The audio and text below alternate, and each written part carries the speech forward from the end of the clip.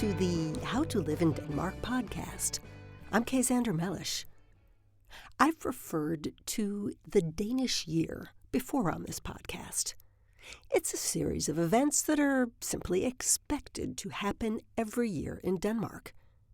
In 2025, I'm going to try to do a podcast every month about aspects of the Danish year and how they fit into the overall context of where Denmark is coming from and where it's going. January is part of the dark times in Denmark.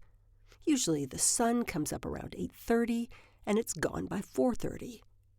If you work in an office all day, you might not see it at all. And if you're part of the bottom 80% of Danish earners, you'll probably spend most of your dark January evenings and weekends at home, hoping your bank account can recover from the Christmas excesses. Restaurants have a lot of empty tables this time of year. Shops mostly process the return of unwanted Christmas presents. Now, this can and often is packaged as hygge: candles, TV, sweaters, warm slippers, hot tea. But often it's just being broke and not being able to go anywhere. Yet, if you're one of the top 20% of earners in Denmark, maybe even the top 10%, in January you go skiing. Not in Denmark, which doesn't have any mountains for downhill skiing or enough snow for cross-country skiing. You go to Sweden for cheap skiing, Norway for slightly more expensive skiing, or to France or Switzerland for luxury skiing, where you can show off your Rolex Explorer wristwatch on the slopes. For Danish skiers, Val d'Isère in France, which caters to families, is especially popular. The nickname for Val d'Isère, for those in the know, is Val d'Ay. Going to Val d'Ay this month? Those of us not in the know heard a lot about Val d'Ay in 2020, along with the Austrian resort Ischgl, known for its wild after-ski parties. We heard about them because wealthy Danes skiing down those slopes brought the very first cases of COVID back to Denmark. Anyway, the two different types of Januaries illustrate how the gap between rich and poor in Denmark has widened in recent decades. Denmark is still culturally an egalitarian culture, and it's considered bad taste to show off your Rolex watch here in Denmark. But there's no debating that as the country has become more prosperous over the past 30 years, the gap between rich and poor has widened.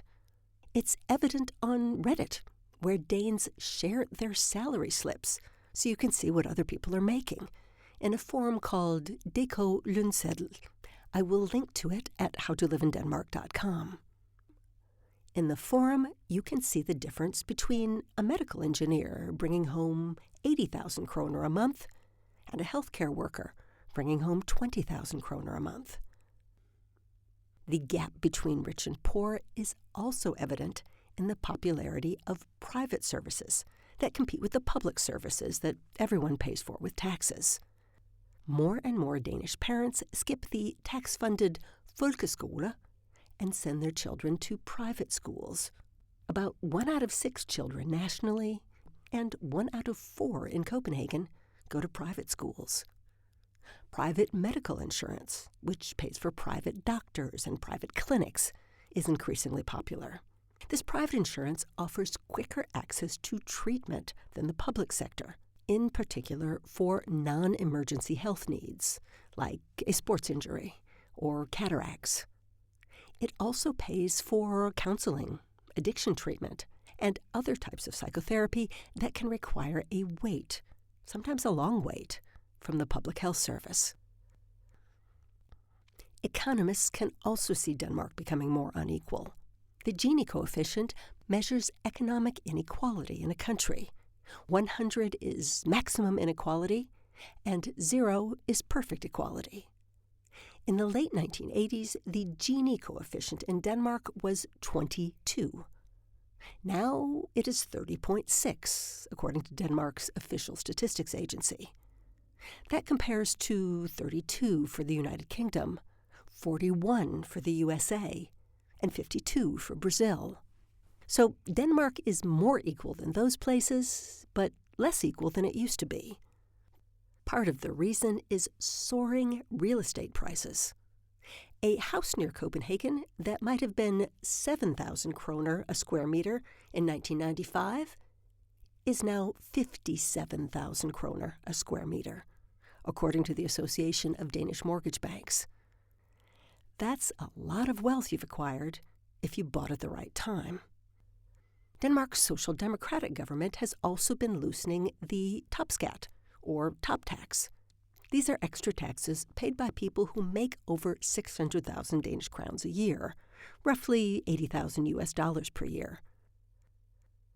Some of the people who pay topskat are precisely the ones who are currently just back from a ski trip, or on their way to a ski trip, in Switzerland or Austria or Valais, where the attraction is not just ski, snow, and parties, but sun. Ski areas are often what the Danes call frostklar, or frost clear, golden sun sparkling on a cold winter's day. It's funny to think of going skiing just to get some sun, but that's often what happens.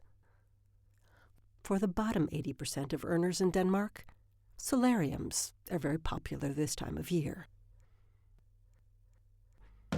And that's the How to Live in Denmark podcast for this week. You can follow the Danish Year series at howtoliveindenmark.com or follow us on your favorite social media network. You can buy our books at books.howtoliveindenmark.com or book me, Kay Zander Mellish, for a presentation to your group or organization at events.howtoliveindenmark.com. See you next time.